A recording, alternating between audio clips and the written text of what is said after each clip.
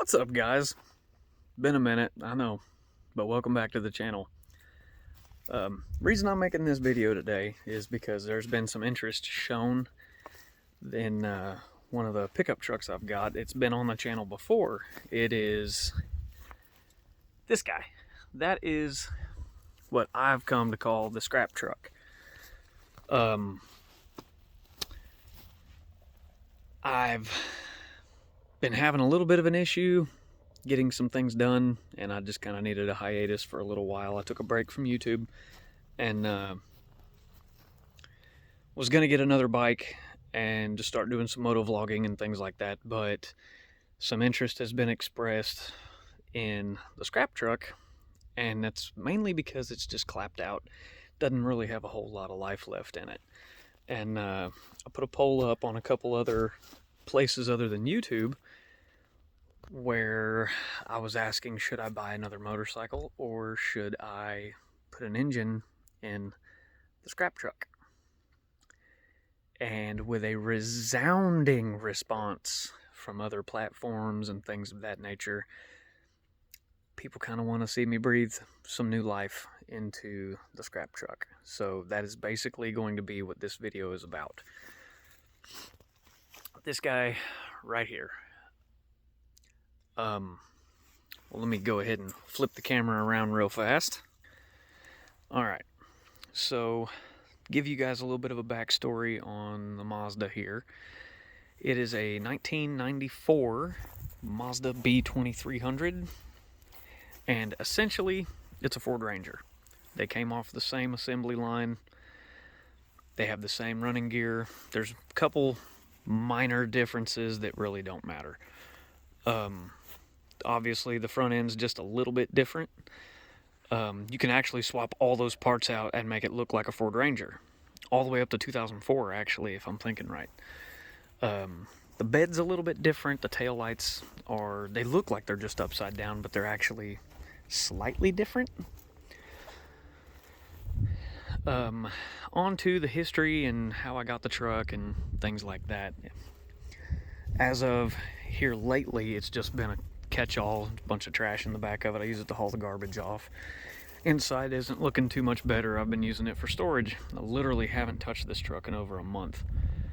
And I kind of ditched it playing with it the other day. Well, not the other day, but the last time I drove it.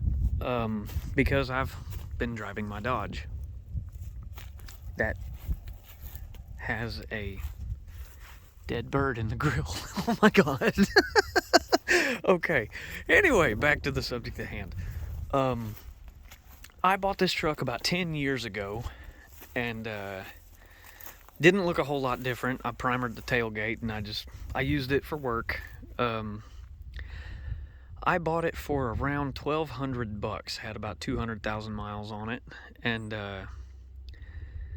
over the course of time that I've had it, I've lost the keys, had to replace the heater core, and when that happened, I actually, on this truck, now that I'm thinking about it, I might as well tell you, on this truck there's actually a panel. You just take that panel off and you undo the hoses for the heater core under the hood.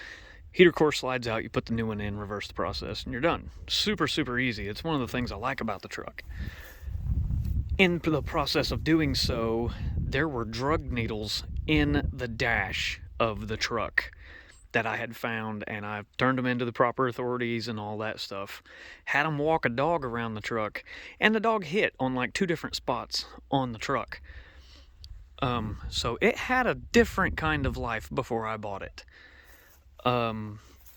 Originally the truck had a 7.5-inch rear end, and it kind of grenaded on me going down the road, and you can see the chunk in there now. It's now rocking a 8.8.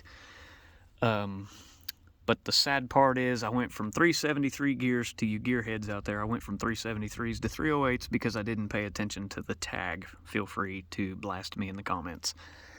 That being said, this truck has right at about 300,000 miles on it now, and it's dirty and hasn't been cleaned probably in 2 years. Has about 300,000 miles on it. The old 2.3 that's in here is just about clapped out. Let me get this up here for y'all real quick.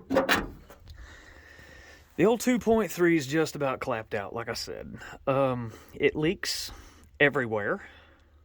When these were new, they ran about 84 horsepower, somewhere in that ballpark. It was less than 100. They're not exactly power monsters.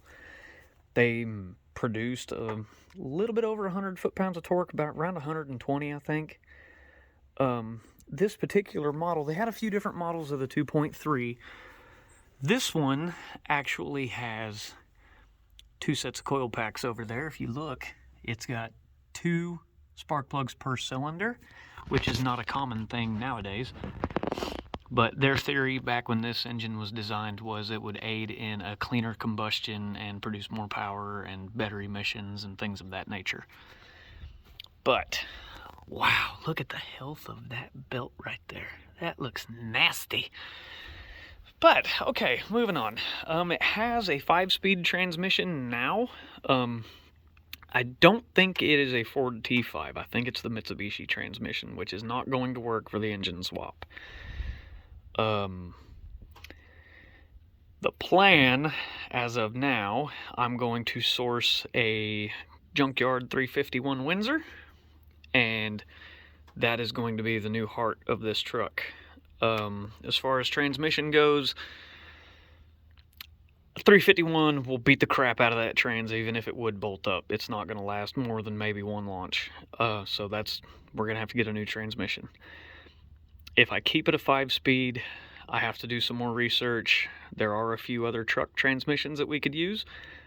A T5 will bolt up to a 351, but once the 351 produces a certain level of power, it is just going to destroy that T5.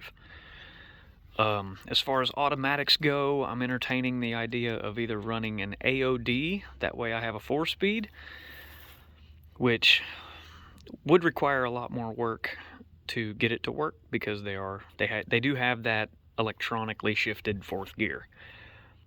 It's not impossible, but we can probably figure out a way to make it work. The other 2 options that I'm seeing right now is either a C4 3-speed or a C6 3-speed. If I had to choose, wow! Would you like some voltage with your corrosion, sir? We're going to have to address that too. If I had my choice of automatics, I would probably run a C6. I'm not exactly concerned about highway mileage because of it being a 351. It's not going to give very good gas mileage to begin with. To make the swap a little bit more simple, I'm going to do away with all the fuel injection, and I'll just run a carburetor. But yeah, that's basically where we're at. And one of the caveats to a 351 versus a 302. A 302, I can just buy a kit, throw it in here, wire everything up, and we're done. Pretty much. The 351 is going to be a little more challenging, and that's why I wanted to do it. Namely, because, let's get over here, where the steering linkage is at the end of my fingertip right there. It's not wanting to focus very well. There. That steering linkage, the exhaust on a 351 is going to get dangerously close to that. Let's see. And on this side, the exhaust for a 351 is going to get insanely close to the frame, which is right here. On a lot of the swaps, people have to trim the frame, and for a long time I was on the fence about doing that because, well, it's the frame and I don't like cutting it. But the more I thought about it is I could mock it up, make the cuts, and then have somebody rebox it in the way I need it. That way I can retain some of that structural rigidity.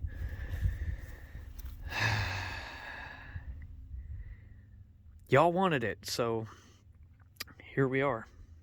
I guess this is going to be my project for the next foreseeable future. Gonna do away with some of these rain guards, I think. What do y'all think? Should I make it, should I just do the engine swap and build the piss out of it and just leave it looking like a pile of crap? Or should I swap the bed out, put like a Ford Ranger splash bed so it's got that step side look to it, and build it to look like a muscle truck? Like cowl hood, better wheels and tires are going to be a must anyway. I'm going to have to do some suspension work. Like I said, everything on this truck's got about 300,000 miles on it. We're going to have to address a drive shaft issue more than likely.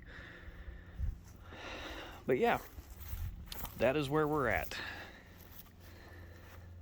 This is going to be a hell of an undertaking, but it's going to be fun, and I get to take you guys along with the journey with me. So, now that we have covered some of the plans for this, it's been a while since I've had a good project, and it's something that I can reliably do. I've tossed over the idea of selling this truck for quite a while, and I got this close to just getting rid of it. I've had this truck for almost 10 years, and there's just part of me that can't bring myself to get rid of it. And that is part of the reason why I wanted to do the engine swap. Because I'm kind of partial to this piece of crap. I like it for some reason. I've had much better trucks. I've had better cars. I've had RC cars that have made more power than this. But yeah, so there you have it, guys. Just a quick video coming back up on here for a little bit. If you guys have any ideas or things of where you want me to get started, do you want me to start on the interior? Do you want me to start ripping this engine out? I'd really rather not until I get another motor to put in it, but I'll be bringing you guys to the yard with me to go source some parts. I'll be bringing you guys with me pretty much every step of the way. That's my goal anyway. We're going to gut the interior. I want to put a roll cage in it just for safety. I am a dad. And yeah, let me know what you guys think in the comments below. If you haven't subscribed yet, don't forget to subscribe. That like button is really lonely too, so pay him some attention. But thank you guys for your consideration and watching. I'm gonna go pull the dead bird out of my grill now. Y'all have a good day.